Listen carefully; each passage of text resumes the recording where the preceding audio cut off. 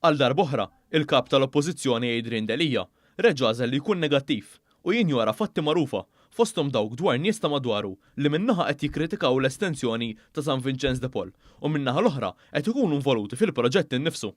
F'intervista li ħadet madwar 40 minuta fuq ir-radju tal-Partit Nazzjonalista, Adrian Delija evita li jitkellem dwar il-fatt li Mario De Marco, dak li kien spalla ma spalla miegħu biex jitlob lill-Awditur Ġenerali jinvestiga l-każ, kienu stess li qed jiddefendi f'isem il-konsorzju li rebaħ il-kuntratt. Intant f'din l-intervista ikkaratterizzata minn xejn ħlif kritika l-proġetti li qed jaħdem fuqhom il-Gvern.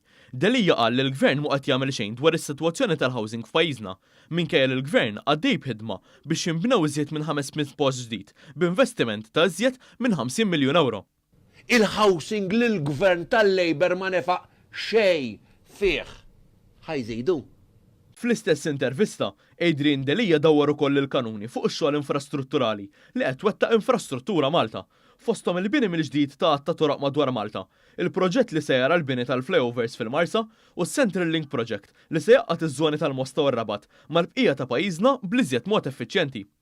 Orġa biex jintefqu 700 miljun f'toroq illi mhumiex qed joħolqu networks ġodda, illi mhux ħajsolvu l-problema ta' traffiku. Biex bekk, Adrian Delija għal ġimgħa oħra bħal ta' qablu għażel li jmur fuq ir-radju tal-Partit Nazzjonalista u jwassal messaġġi ta' negattività.